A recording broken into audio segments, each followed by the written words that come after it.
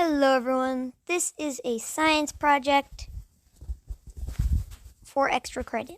And as for the people that don't know what I'm going to be going over in this video, any people who watch this for my extra credit, hello. Today, this is going to be a Julian's Editor-ified tutorial of how sedimentary rock and such form.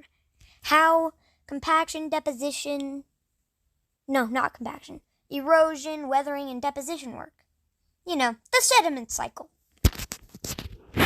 And you're probably like, well, what's the sediment cycle?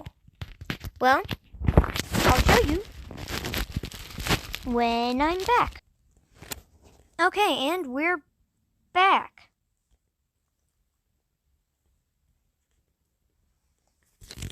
Now you're probably wondering, what even is it? Well, you see, first...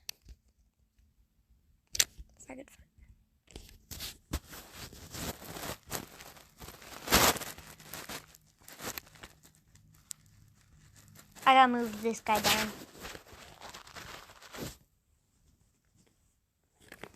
We'll be back. We're back.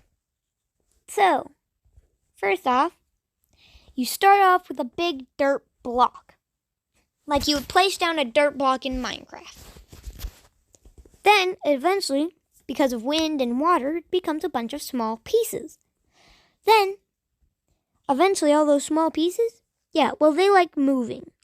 So, the wind and the water, or sometimes ice, moves them around. Goes dup-a-dup-a-dup all over the place. Until eventually it all starts just staying still, right? So now it's all in one place and it's super heavy, right? So eventually it gets pushed down and pushed down so hard that it combines with each other and it turns back into a dirt block. And then wind and water erode it again. Now, you're probably wondering, what are these steps called? First, big block becomes little pieces. This is called weathering. Weathering is literally just saying, hey, dude, I bet I can punch that rock apart. Like, 99% of animes eventually have. Where it's just, hey, I can break up this rock. So it breaks up this rock into smaller pieces. Then the smaller pieces, which have now been weathered, start being eroded, which is like whenever they start to move. Erosion. Think of it like eroding. Like eroding is eviction. So you know how whenever someone says, you gotta move out of your house? Well, that's what being evicted is.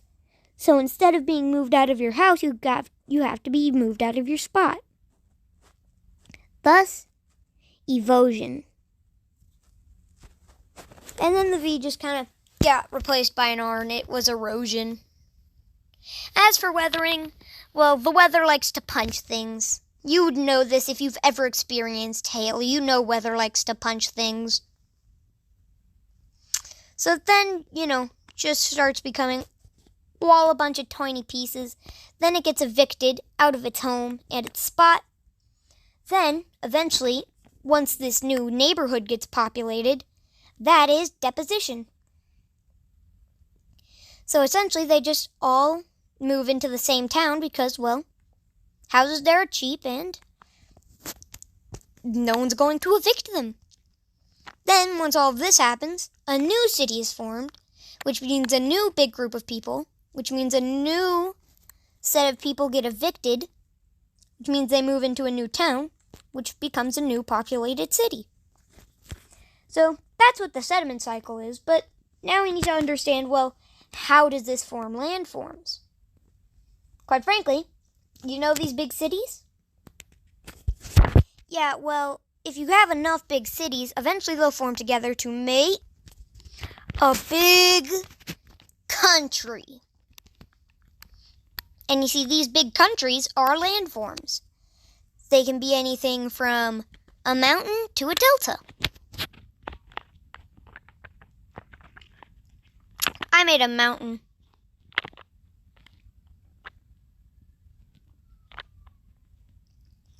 Yeah. So essentially, it really is just kind of little cities become big countries. And big countries are landforms. So then now you know the answer to the question that next time someone asks you. And remember, you're probably better off saying, well, first they get weathered down into tiny little pieces. Then, once that has happened, they're moved. Once they've been moved, they slowly start settling down. Then eventually they all form back together to make big pieces of dirt. Then it restarts. But I like my people live in a place, then they get evicted because people live in a big city, but then they get evicted. These evicted people then move to a new town, and then that town gets really popular. So eventually there's so many people in that little town that it becomes a big city. And eventually, enough people join into that big city that it becomes a giant country or state. And that is my, favorite way of explaining how landforms come to be scientifically. Anyways, I'll see you in the next one, and just so you know, this is not my usual type of content. Usually I make gaming-based content. But, yeah, that's it.